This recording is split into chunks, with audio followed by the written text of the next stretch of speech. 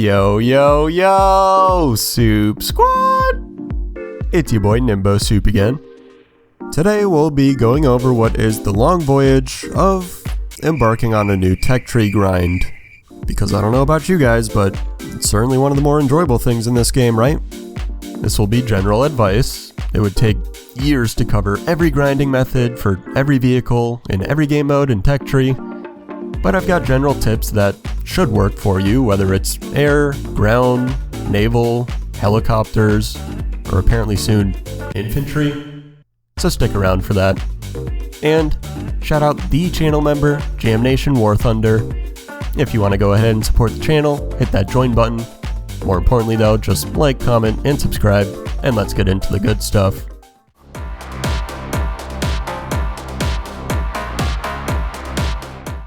Set clear goals for yourself. Grinding aimlessly is a great way to kinda hardcore, any percent glitchless, cheats disabled speedrun getting burnt out of the game. Whether it's to complete an entire tier, unlock or spade a certain vehicle, reach top tier, whatever it might be, there's gotta be something going for you. It could even be as arbitrary as, I don't know, trying to get 10 kills a day or something like that. Or if you're like me, it's also possible to just say, hey, grinding isn't really for me, it's not really my thing. I'm gonna make it my goal to just have fun. Next thing you know, after quite a long time, in my case it took like 8 years or so, all of a sudden you check your tech tree and realize that there's a bunch of new stuff unlocked just waiting for you to buy it. I get it, it sounds real rich coming from me since I already have top tier. Point is, all I've ever cared about in this game is having fun. And maybe that's why I'm still playing it after all these years. It's funny how that works.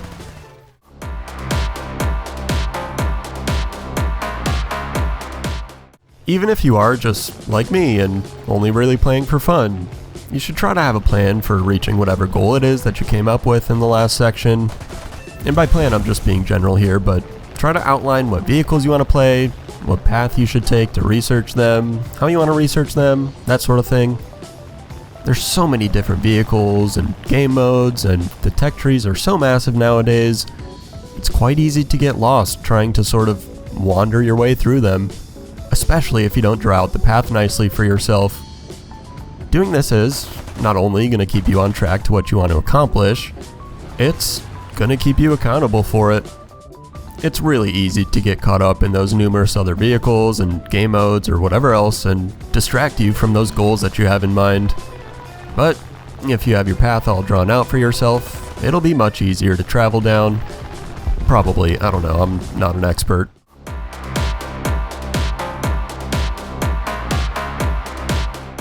This part is extremely important, so listen up closely, chat. Make certain that you're using vehicles that are most efficient for researching the rank of the vehicle it is you're trying to research. Generally, it's going to be stuff of the same rank, or maybe one rank below, that's going to be the most efficient, at least research-wise. The way I like to tell is by hovering my mouse over the vehicle in the tech tree to pull the stat card up, and from there it'll tell you the ranks of stuff that it's most efficient for researching, and also show you the modifiers. You can then compare the modifiers with similar things at the same rank to see how efficient they are, at least relative to each other, for grinding. The real key is to find a good balance of a vehicle that you perform really well in, but also has good modifiers relative for its tier. Going hand in hand here with the last section, try to find a path through the tech tree that's optimal for your situation. There's obviously a ton of different vehicles to get through and choose from, so try not to waste your time on stuff that you're not going to use. I know I personally have a massive issue with that. I don't know if you guys have ever seen my tech trees, but I have so many unbought vehicles, it's not even funny. Also remember that in order to even buy a vehicle, you gotta have the previous one in the tech tree purchased. It's kinda just one of those things that is what it is, you know what I mean? I mean, clearly designed to get us to spend more Silver Lions and need to buy more with Golden Eagles and spend money on the game, but regardless, it is what it is, and we kinda just gotta work around it.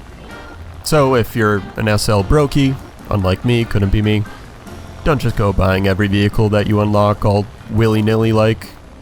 Or you could just try not being poor.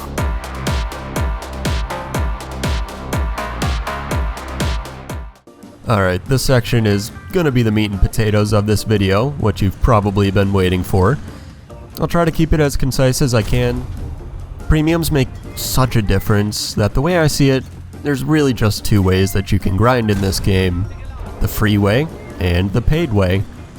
Now earlier on, free works just fine, but once you get to like rank 4 or 5, something like that, premium account and vehicles become absolutely game-changing and, dare I say, necessary. At least, if you want to make any real progress in your grind. For those of you that are my Sigma Chad-based red-pilled grinders out there. Anyways, whether you're spending any money or not, doesn't actually really matter. The idea stays the same.